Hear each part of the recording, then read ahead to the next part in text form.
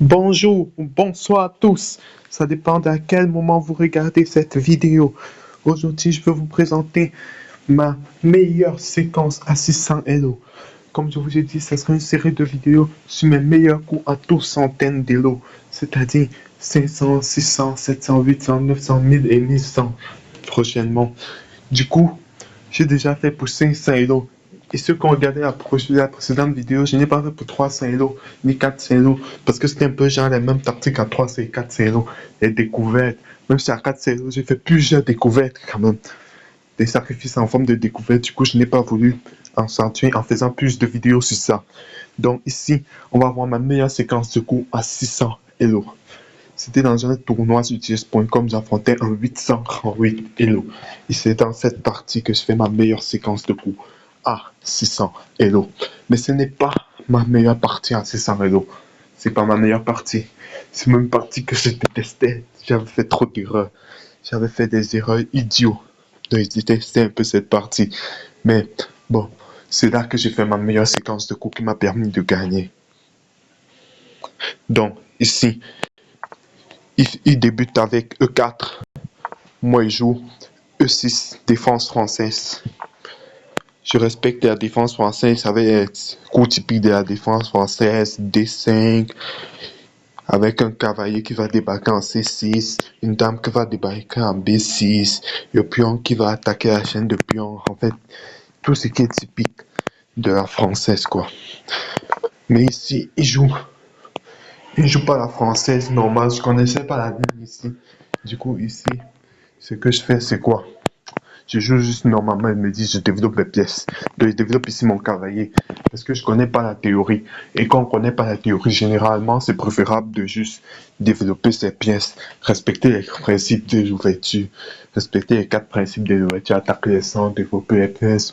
Mettre le roi en sécurité. Yes, c'est tout. Tout ça. Du coup, ici, moi, je sors mon cavalier. Je développe les pièces. Éclou mon cavalier, je le décloue en jouant fou D2. D7. Ici, je joue fou D7 pour déclouer mon cavalier. Du coup, lui, il sort son cavalier F3. Il joue cavalier F3 pour supporter son pion. Puisque mon cavalier n'est plus cloué, mon cavalier peut désormais prendre le pion. Du coup, il défend désormais le pion. Ici, je sors mon fou. Je mets mon fou ici en E7. C'est un peu une case typique dans laquelle j'aime mettre mon fou. Et ici, j'avais un peu peur de sortir mon cavalier. Parce que je me disais, si je sors mon cavalier ici en F6, le problème c'est qu'il peut jouer ici E5. Et si je joue E5, il chasse mon cavalier et tout ça. Et je n'avais pas envie d'ancrer dans ça. Du coup, je ne suis pas ancré dans ça. Ici, il fait petit roc. J'ai décidé de chasser son fou un peu pour libérer. Parce que je n'ai pas toujours envie de sortir mon cavalier. Il part avec son fou normalement. Et ici, je joue B6. Je ne voulais pas jouer B6, mais misclic. Je me souviens pas, c'était un misclic. Je voulais jouer ici B7. B5. Mais j'ai misclic B6. Je voulais attaquer un peu son fou pour le pousser encore à reculer. Ici, il prend, je prends. Il cloue ici mon fou. Et maintenant qu'il a pris enfin, je peux développer mon cavalier. Mais décide d'abord de faire mon B5, c'est un peu pas égaux. De toute façon, il ne perd pas un temps, puisque ça s'en fout. Du coup, j'ai rien perdu de particulier. Je mets ici mon fou ici pour défendre mon pion qui est attaqué par son fou. Du coup, lui donne un peu un gage de fuite à son fou parce qu'il se dit que je vais peut-être recommencer à pousser à 5, puis à 4 pour essayer d'enfermer son fou. Donc il donne la case de fuite à son fou. Il joue H3, un coup typique pour essayer d'éviter un mat du couloir, pour essayer d'éviter un sacrifice de fou. Mais bon, moi je suis quelqu'un qui aime bien quand toutes ses pièces visent le roi. Donc, je commence à mettre mon fou pour viser un peu le roi. Mais 2 fous visent son roi. Ici, il attaque mon fou. Il ne veut pas perdre la paix de fou. Je recule. Il sort son cavalier. Je chasse son cavalier. Ici, je remarque un truc. Son cavalier n'a plus de casse où aller. Du coup, en mettant son cavalier là, comme vous voyez, qu'il a mis son cavalier ici, en F3. Il a bloqué la seule case de repli de son cavalier. Du coup, le cavalier n'avait plus nulle part où aller. Et c'est pour ça ici que je joue H6 pour gagner son cavalier. Il prend, je récupère de la tour et il joue fou G6. Il attaque ma tour, je recule. Il repart avec son fou, je ne sais pas pourquoi. Je discute de la colonne ouverte, je prends, il prend. Et ici, mon idée est un peu vicieuse. J'ai envie de mettre madame ici pour que mon fou et madame pointent sur le pion là. Ça paraît bizarre, mais j'ai envie un peu après de faire un sacrifice de fou. Si elle fait... Bon, ici on va partir dans les analyses pour que vous compreniez un peu mieux ce que je dis. Parce que là, parler juste comme ça ne va pas, ça ne va pas trop parler juste comme ça. On va aller dans les analyses. Bon, ici on est dans les analyses et je vais un peu faire les dames bouger juste le roi. Vraiment, je mets madame ici. Il bouge juste son roi. On fait juste qu'il bouge son roi. Maintenant, l'idée ici c'est quoi? Vous voyez déjà le meilleur coup ici c'est fou prend. Je vais déstructurer ici son roi. Et puisque ici, madame peut prendre une forte pression ici, et j'attaque ici en même temps le cavalier. Non, ici il est obligé de reculer. Je peux prendre maintenant. J'attaque le fou, j'attaque le pion. Il prend. Et ici, on peut se dire, mais tu as fait n'importe quoi, fouchette. Sauf qu'ici, il a échec. Je remporte ici son fou. Du coup, ici, c'était pour ça que j'ai mis ici mon fou là-bas précédemment, comme je montrais. C'est pour ça que mon idée ici avec fou ici, c'était de pouvoir mettre ici madame et que ensuite, s'il ne fait rien, je puisse sacrifier ici. C'était un peu ça mon idée avec fou ici. C'est une idée un peu vicieuse et la fou. Mais bon, il n'est pas tombé dans le panneau. Après tout, c'était quand même un bon joueur, celui-là.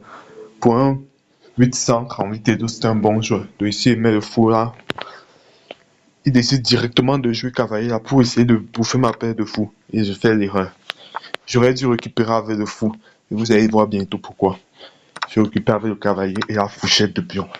J'avais littéralement réussi à enfermer une de ces pièces, gagner une pièce de plus. J'étais content quoi. Je me disais la partie elle est pliée. Et là je perds une pièce. Et pourquoi est-ce que j'ai gardé mon fou? Parce que mon fou, il était très efficace ici. Et je voulais le rapatrier ici. Et je savais que dès qu'il devait prendre mon cavalier, je voulais prendre avec la dame pour commencer à mettre encore la pression sur le roi.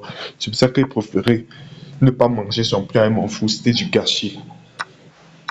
Pour mettre direct encore la pression sur son roi. Il joue ici fou dessin. Il se dit qu'il va couper la pression. Il oublie que sa dame défend déjà. Du coup, ici, je n'ai qu'à prendre son fou. Il reprend et je récupère la pièce. Et ici, j'ai à nouveau une pièce de plus.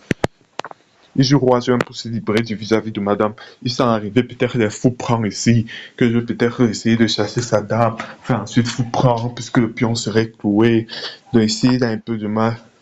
Et là, je mets ma tour. J'essaie de chasser sa dame pour prendre la colonne ouverte. J'ai envie de récupérer cette colonne et m'infiltrer dans son camp. Ici, il s'infiltre dans mon camp, mais je m'infiltre. Et là, il prend le pion. Il attaque mon fou ici.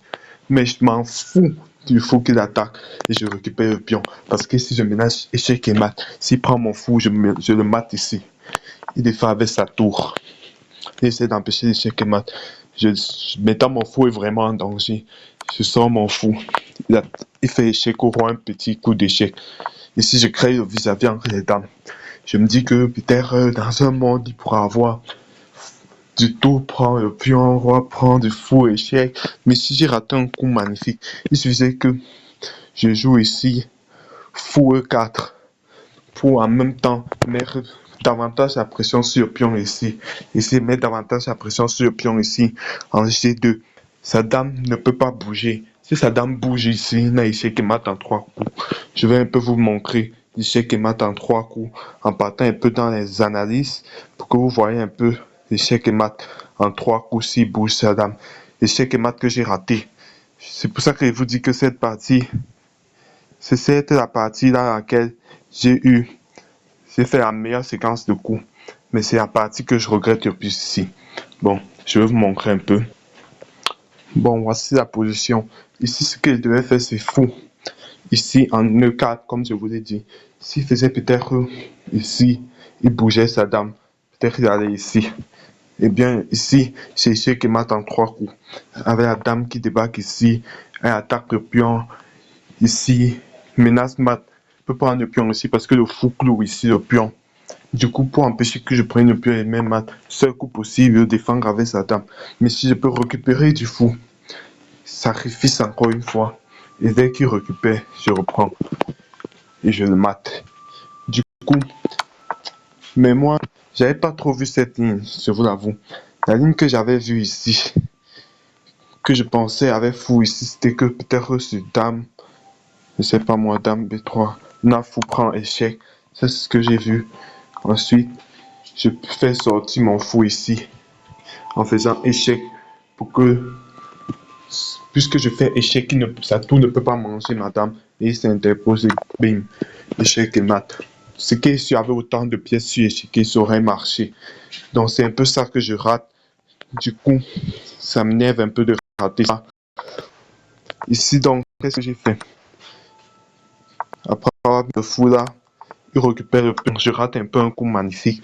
Je madame ici et là il joue ça. Et c'est là que le coup arrive. Je joue ici fou prend. Je joue ici fou prend H3. On va retourner un peu sur la partie pour qu'on voit que c'est durant la partie. Je joue ici fou prend H3. Magnifique. C'est quoi l'idée en fait de fou prend H3? On va un peu examiner les différentes possibilités à partir de fou prend H3. C'est quoi l'idée de fou prend H3? Fou prend H3, c'est quoi? On va d'abord voir le premier pion. S'il récupère du pion ici, le problème c'est dame prend H3, échec et mat. Donc il ne peut pas récupérer mon fou. Et s'il attaque ma tour aussi, donc je sacrifie la tour, j'en ai rien à foutre. S'il récupère maintenant ma tour ici, le problème c'est fou. Jésus n'a vu qu'à libérer le vis-à-vis sur le roi. Et lorsqu'il va mettre, il pourra que s'interposer avec sa dame et je vais le mater sauvagement. Donc ici, je sacrifie pas seulement mon fou, je sacrifie ma tour et le fou. Donc vous voyez ici, c'est même déjà mat en 10. Je sacrifie la tour et le fou. J'en ai rien à foutre. Ici, dès qu'il a mangé la tour, il a perdu ici. Et mon adversaire, durant la partie, qu'est-ce qu'il a fait? Il a décidé de manger ma tour. Bien évidemment, on est gourmand à ce niveau. On mange tout ce qui nous tombe dessus. C'est vrai qu'il a laissé beaucoup de pièces en prise, mais qu'il ne les a jamais pris. Il était quand même bien fort. Ici, échec, et il abandonne. Et c'est là ma meilleure séquence. Assis Silo. On va faire un bilan de la partie, même si j'ai jamais fait le bilan de cette partie. Jamais. C'est la première fois aujourd'hui que je le fais. J'aime souvent lire les commentaires de ce que mettent ici, que le coach met ici. Je fais déplacer 2 fois ces pièces dans l'ouverture, généralement considéré comme une perte de tempo. Oui, je le sais. 85,9% de précision. J'ai fait mieux. J'ai fait mieux dans ma vie. 84,9%. Mieux de jeu brillant. Et comme je vous dis, je ne connaissais pas la théorie au début dans l'ouverture. Donc, il fait une ouverture un peu bizarre. Et j'avais joué ce jeu-là quand même 1450 Hello. Bon, on y va, 72% de précision, c'est pas mal. Même à 1100 Hello, je fais maintenant des plus de 75%. J'ai l'impression d'avoir régressé, d'avoir fait 85 pour mettre fait 75. Bon, vous voyez, je sais même pas que ça c'est un coup torique. Ici, on a dit ça, c'est un fou. Ici, on ne connaît même pas quoi faire. Attendez, ici, on voulait qu'il donne ici mon cavalier. Mais si c'est donner mon cavalier, le problème c'est fou prendre échec. Non, je dois analyser cette ligne. Si je prends ici le cavalier, bon, vous savez quoi? On va aller analyser la ligne. Parce que si je prends ici le cavalier, c'est 3. Il prend ici mon fou, échec, je récupère. Il prend mon fou, échec, je récupère de la dame. Puis quoi? Il reprend mon cavalier. Et qu'est-ce que j'ai? Qu'est-ce qu'il y a? Je comprends pas trop, hein. Vous savez quoi? On va aller faire une analyse. Bon, c'est là, dans cette position, qu'il devait faire. Après cavalier C3, il devait faire ici cavalier D5. Ah, mais s'il prend ici, c'est quoi? Juste frimer, quoi. On me demandait juste de frimer.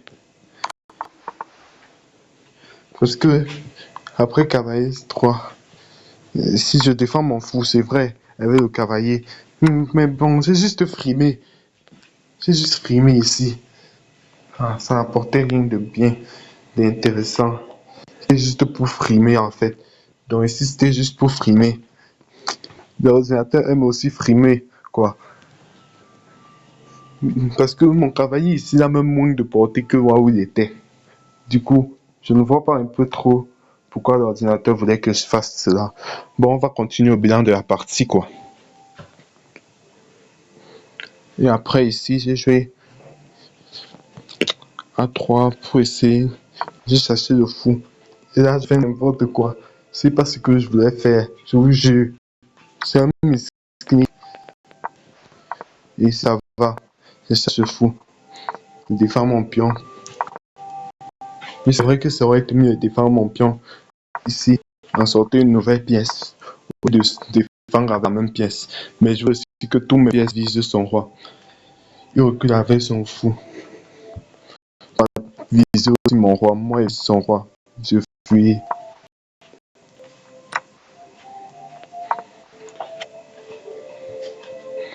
Ici.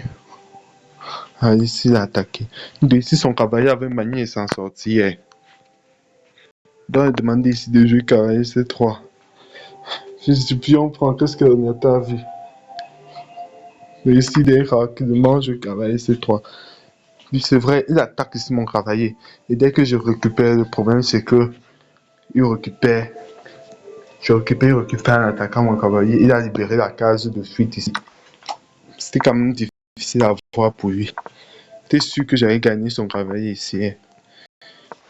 Vous discutez le concours de la croix nouvelle adverse.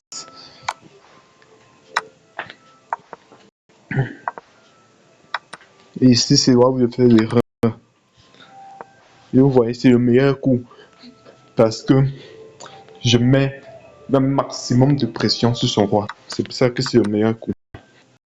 Ici, il fait la gaffe qui permet de remporter bien plus sans con. J'attaque sa dame. Pour l'instant, c'était plutôt précis.